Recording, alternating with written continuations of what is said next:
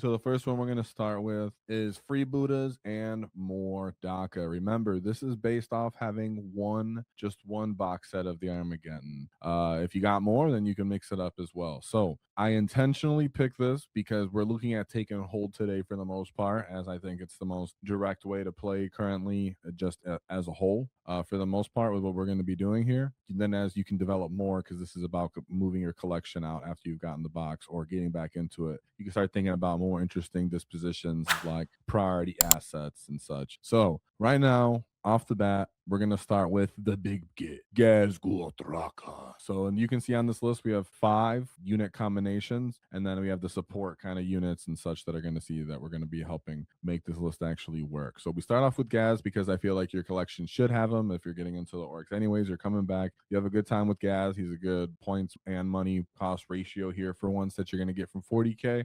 Then you have the 6 mega knobs that are going alongside him. I absolutely love Gaz in freebooters because of the fact that he's going to get a constant wall. So once I actually pull the ripcord on wall and get riled up, as you guys know about now, Gaz then can continue the momentum in this detachment because he can keep activating his wall for 1 CP. So if you really want to bulldoze through your friends, even as you're building up this list, then you have Gaz and freebooters. You can play on smaller matches where Gaz is a bit more even bully, keep activating the wall when you get your timing right. The 6 mega knobs help keep them condensed, smaller, easy to stay hidden, and then actually gives you some AP, diversity of targets if you either can do a kill saw, a power claw, or a custom shooter. A lot of diversity here when you're playing with Gaz in this detachment because you also have the more DACA assault capability here for just the volume of shots or some dev shots if you don't want to go 2 different melee weapons. So absolutely love Gaz here. And of course the Makari aura is a good supplement because you're gonna have sustain everywhere. So this helps everything else that you're gonna be having because you got a lot of boys in this box, right? You got a couple 10-man units of boys. We can talk about 20-man units as well, but right now we're talking about the 210. So I got 2 additional supplement units where it's a big boss and a 10-man unit of boys, and then a banner knob and a 10-man unit of boys. So you're playing take and hold. A lot of the time, if you're depending on what the matchup is, you have to consider each deployment is going to be different and how many objectives are going to be different. As in the terrain pieces, if you break up that big square into 2 different breakpoints, if you're playing take and hold into certain matchups, that might not be the solid 1 big square piece for each mission. So we have good, nice OC bomb hearing units that can go and skirmish, but also we're going to mix them up into the different transports that we have. You're going to see going forward with these boys. But you can, of course, put them all inside of a battle wagon and have this unit that they're launching out of to flip objectives, trying to get your sticky going.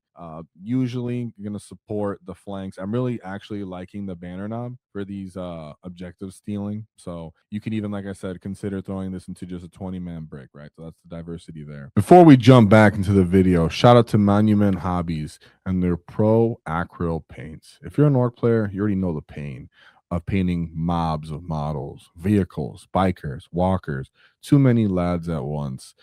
And that's why I like Pro Acryl. The paint is high quality, easy to work with, and comes with properly thin paint right out the bottle, which means less time fighting with your paints and more time getting your wall on the table.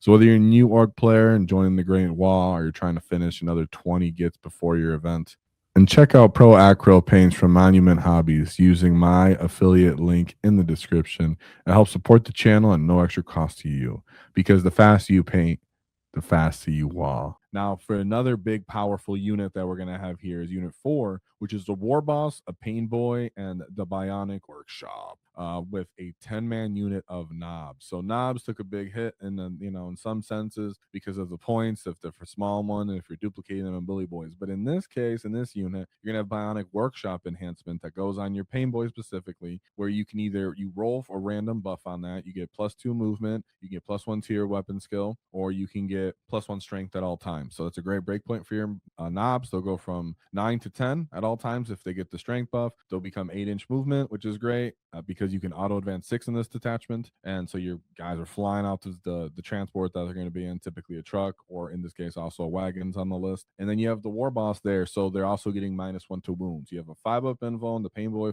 5-up feel no pain. You can regen D3 Pain Boys in this as well. So you have 2 big, powerful units alongside each other with Gaz and the Nobz Nobz bricks, and then you also have the transport capability for those units as well. And there's just so many stacking layers of powerful punches. You can have Gaz's Makari aura going, standing in a building for sustain, hitting on possibly twos with your Nobz, because you could you can roll for the +1 on your weapon skill, and then the war boss gives you +1. So those are two different ways to get +1 to your ability of hits. Therefore, you would be hitting on twos instead of fours with Nobz, which is fantastic. So crazy damage, and then you have reroll wound access. So even building up this list, there's a lot of devastating combos. But of course, you got to have something to pop the hull units right at range. You have to get the enemy's respect out there, right? And sometimes when you're launching off that home objective as a freebooter, and you're picking your home, and then you're going to choose a unit to have wall, and then jump off your home objective. In this case, it could be a banner boy unit. Go jump on the enemy's natural, maybe your own.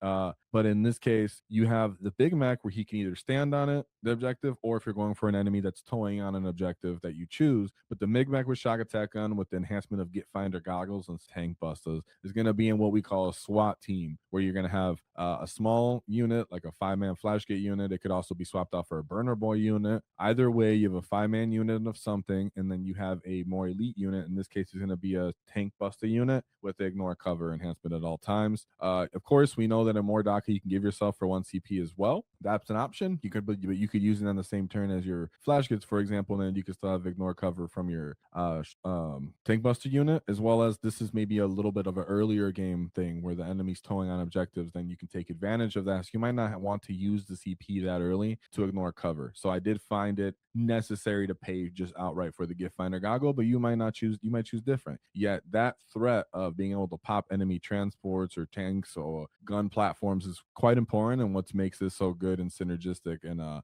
good combination on your list. So we have 2 trucks, like I said. So in this case, most people would go for the SWAT team in a truck, and then you would go from the Nobz in another truck with the war boss and the pain boy, and then 2 10-man units of boys in the battle wagon alongside their unit characters. Like I said, you can also just make those a big 20-man unit, which I think is actually more optimal. But because I'm assuming you have 2 Nobz, you want to use them like that. So up to you. As I said, the battle wagon, I think per dollar and just what it does on the field, the model itself seems like it's still going to be sticking around for a while. It's a really fun, nice model with a lot of bits and such. So I do think he's just worth getting. So most people already have him, but if you don't, you get him. You got the Big Mac Docker rig on here. He's not getting like necessary support. He's going to be trying to take advantage of heavy, but because you have these other kind of gun platforms, you have other transports and wagons, there's other target priorities on the enemy in a certain way that your Big Mac might not get focused down, and he still might have the positioning to stage up. So I'm feeling good about the Big Mac Docker rig as a support shooting just from his volume for elite. So you have a mix of that between the flash kits, the Big Mac Docker rig itself, some small arms from some of the infantry units, and then you have the tank buster unit to pop those units as well, the hull units.